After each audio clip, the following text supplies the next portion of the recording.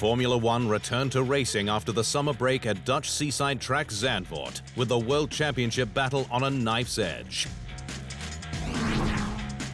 But the race's 35th edition proved a huge turning point after McLaren's Oscar Piastri romped home to a dominant maiden Dutch Grand Prix win, his 9th of 2025, while his teammate Lando Norris retired with a chassis issue just 7 laps from home, his title hopes going up in smoke.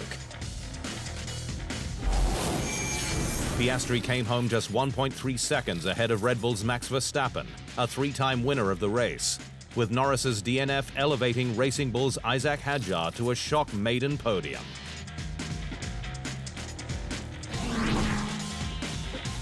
Piastri now has a 34-point lead over the Brit, though he refused to admit he could now cruise, even after his first Grand Slam, the first for an Australian since Sir Jack Brabham in 1966, with pole position, win, fastest lap, and every lap led. It can change with one DNF very, very quickly. So this far out from the end of the year, it's not a comfortable gap, he said. Norris was magnanimous in defeat, having spent some time reflecting in the dunes after his engine just shut off, but hasn't given up, though he'll need to make up an average of 4 points in all remaining 9 races.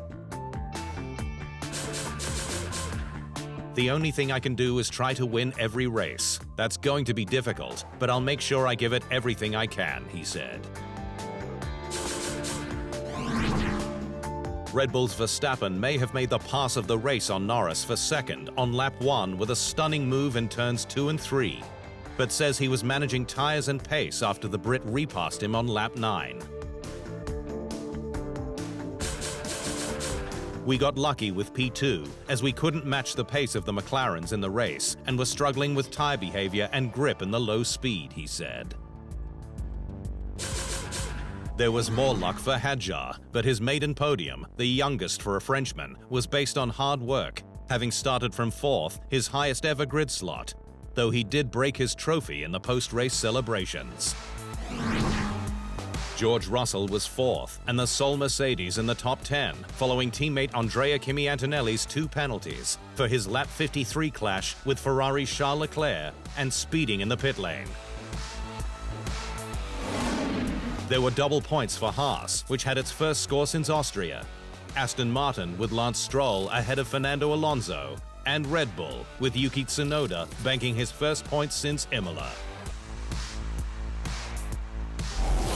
To the drivers' standings, and Piastri's 34-point lead gives him one hand on the silverware. Ferrari's drivers Charles Leclerc and Lewis Hamilton remain in the top 10 despite a double DNF at Zandvoort. Onto the constructors, and McLaren is now 324 points ahead of Ferrari, with Mercedes just 12 points adrift. Racing Bulls jumped to 7th after Hadjar's podium, 2 points behind Aston Martin.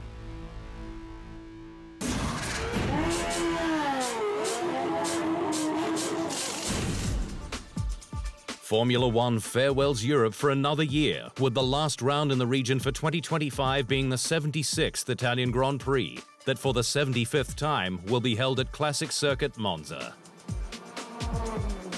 with the only one it missed out on being the 1980 edition, when it was held at rival track Imola and won by then Brabham driver Nelson Piquet. Fittingly, the iconic circuit's race contract was extended last year through to 2031 on the back of a significant upgrade that included its resurfacing and improvements to its pit building, grandstands and underpasses. And the Tifosi were then rewarded after the prancing horse played a strategic masterstroke that enabled Charles Leclerc to win the milestone 75th Italian Grand Prix 5 years to the day since his first. The key to the win was tyre management, with the one stopping Leclerc stretching his tyres to defeat the storming McLarens on 2.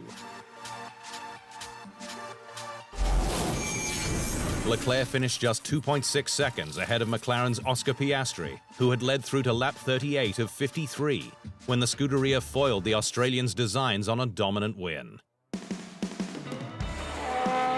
Ferrari remains the most successful marque in Italy, with 20 wins, 9 more than its nearest rival McLaren, which will no doubt be in contention again this year for its first win there since 2021. Which was Daniel Ricciardo's 8th and final victory in F1, 67 races after his previous one at the 2018 Monaco Grand Prix. I think as well, when obviously you don't win every weekend, you know, like it's overwhelming, and like the attention and the response is pretty insane. Lewis Hamilton shares top honours with Michael Schumacher in Italy, but will be lauded this year for Ferrari, despite a 5-place grid penalty in place. 6 drivers have 3. The 7-time F1 world champion is also ensuring a closer integration with the Scuderia by learning Italian, which he'll be able to use at Monza. I really want to get more and more embedded in the Italian culture, and I'm already looking at places that I can go and visit. And I'm always asking people here, like, where's the best Italian food? It's really interesting. You got people from north and south and east and west, and everyone has an opinion of where the best food really is in Italy. And so you actually can't get an answer because everyone says it's from wherever they are. Located 40 minutes north of Milan, the 5.793-kilometer track features just 11 turns, 4 left and 7 right, and a top speed of 360 kilometers per hour. Brazilian Rubens Barrichello's lap record from 2004 in a Ferrari still stands. There are 2 DRS activation zones, one on the run to Ascari, the other on the pit straight. There are 2 DRS detection points, one between the 2 Lesmos, the other just before the legendary Parabolica. Fast and Furious, an F1 classic. It's time for the Italian Grand Prix.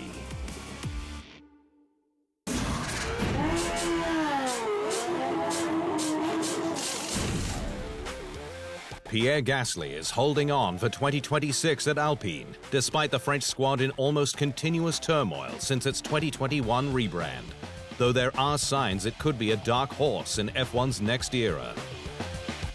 It's been 5 years since Gasly's stunning maiden win at the 2020 Italian Grand Prix, a race held behind closed doors, in which he held off Carlos Sainz, then with McLaren, under gigantic pressure.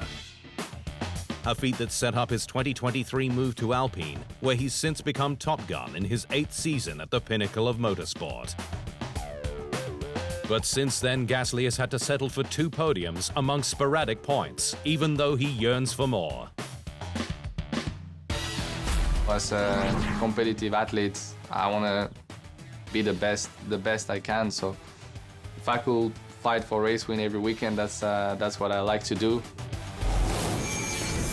Gasly has had to fight hard for points in 2025 using strategy and brute force, with scores at Spa, Silverstone, Spain, and at Round 4 in Bahrain, where he first qualified inside the top 10. There, his Alpine was faster at turns 4 and 6 than the McLaren, which Oscar Piastri took to pole position. Though it lost time in heavy braking and slow corners, in energy deployment relative to its rivals, reckoned to be worth 0.4 of a second per lap, and more in recovery. Meaning Alpine's switch to a customer Mercedes power unit from next season could turn the A526 into a rocket. That scenario could potentially validate all of Gasly's belief in Alpine and make him Enstone's first title challenger since Fernando Alonso, who led the team to back-to-back title doubles in 2006. For now, Gasly is playing the waiting game, with a chance to fight into the top 10 for points on occasion, a difficult situation for a driver who has the talent for so much more. Gasly's French romance with Alpine depends on 2026.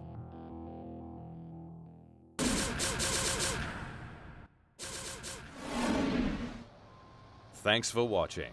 To stay up to speed on all things Formula One, make sure you hit the subscribe button.